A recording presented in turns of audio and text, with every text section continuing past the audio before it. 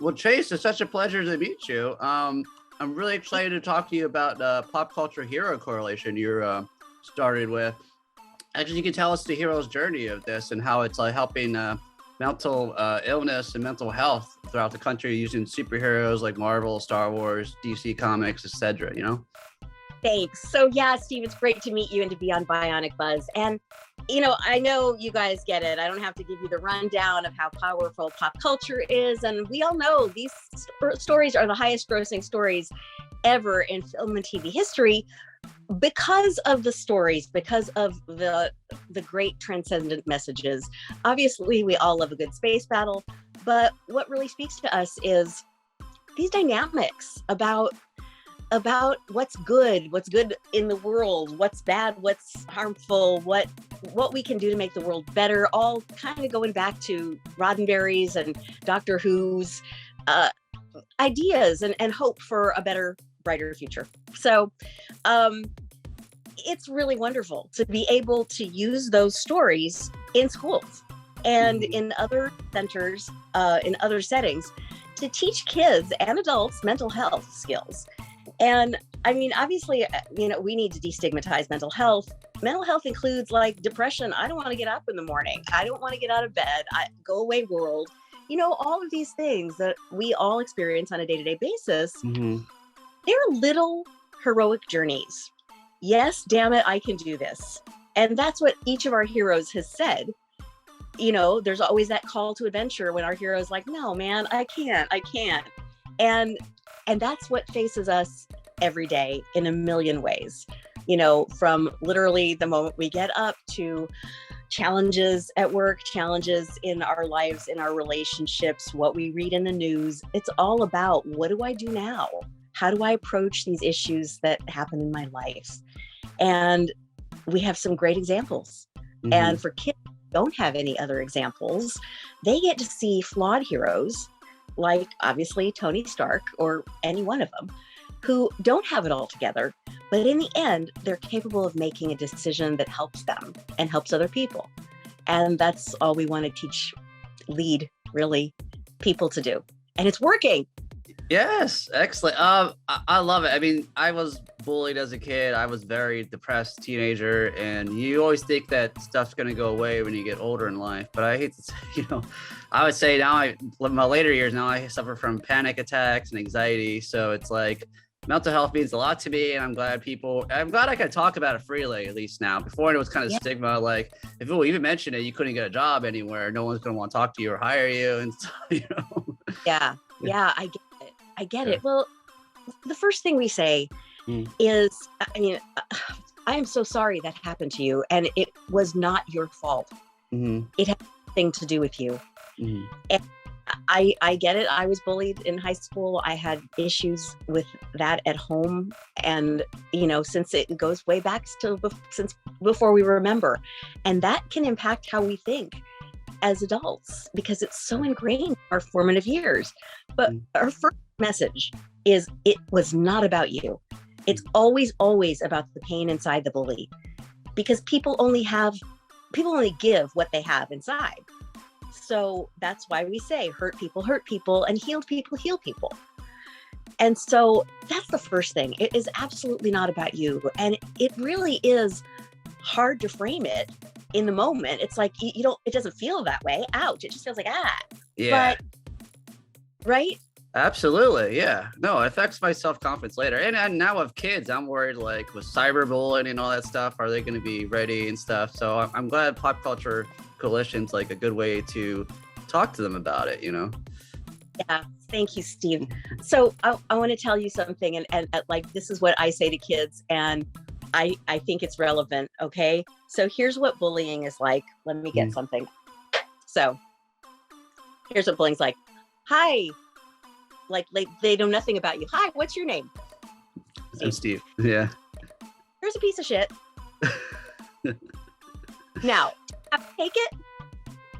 No. No. You don't have to take it.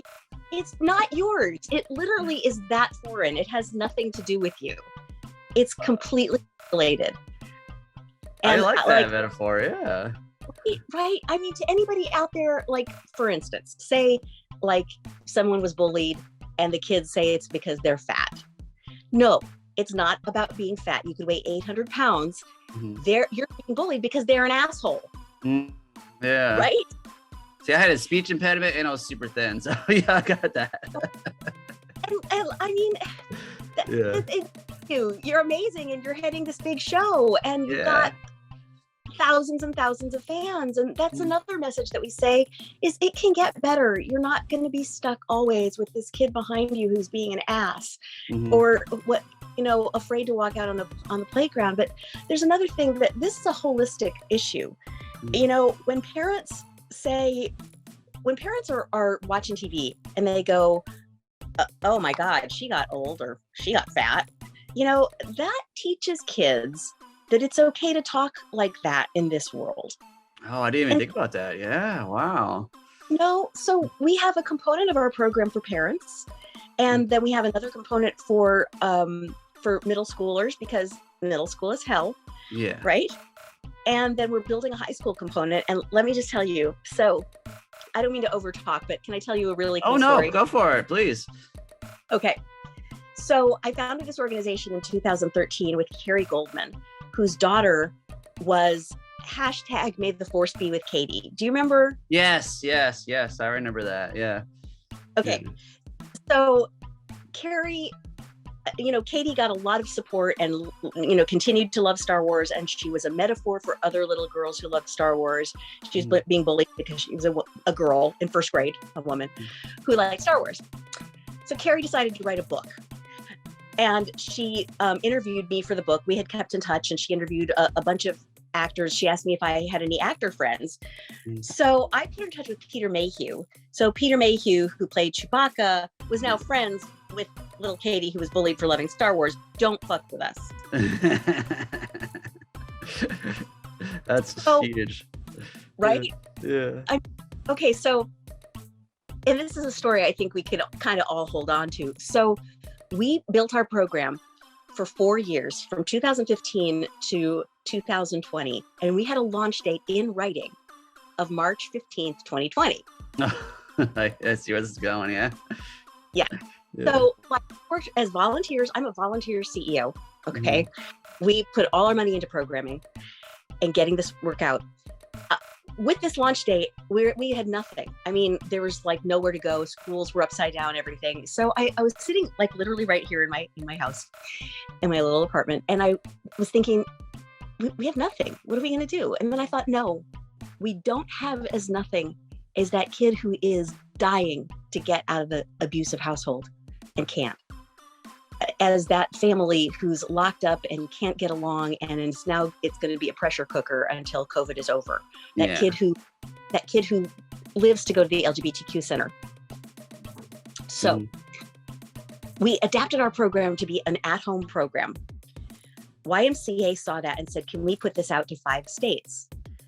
So we have like mental health at home. We said, sure. We just gave it to them. They got back to us and they said, YMCA National Office would like to have you be the program for children and parents nationwide.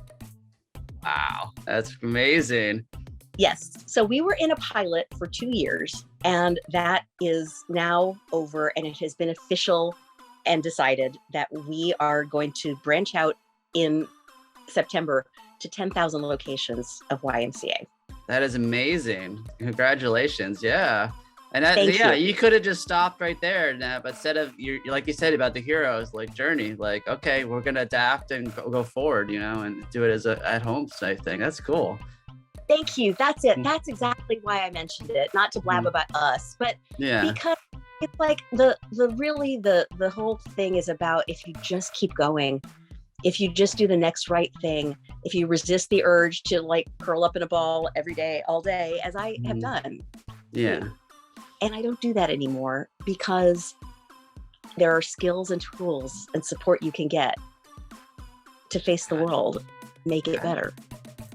Also, it's Pride Month. I saw that you do have an LGBTQI identity supporter comic. That's pretty cool. Yeah, let's get into that. It's so awesome. So that was another thing we did during the pandemic. Our senior vice president of diversity and inclusion, Raymond Litzter, wrote this comic which was then drawn into incredible pages by Loki, who is a trans artist. And he did beautiful work. And that has gone out. We have partnered with Centerlink, which is a link to all the LGBTQ centers in the country, and given away 9,000 copies during the pandemic. Wow, that's amazing. Very cool. Thanks. Sweet. Thanks. Well, you did an amazing job with Pop Culture Hero Coalition. You mentioned you got the launch in September coming up. Is there anything else coming up? I think you do some Facebook Live stuff sometimes too, right? Yeah, we do. I'd love to ask everybody to follow us on social media at Superhero IRL.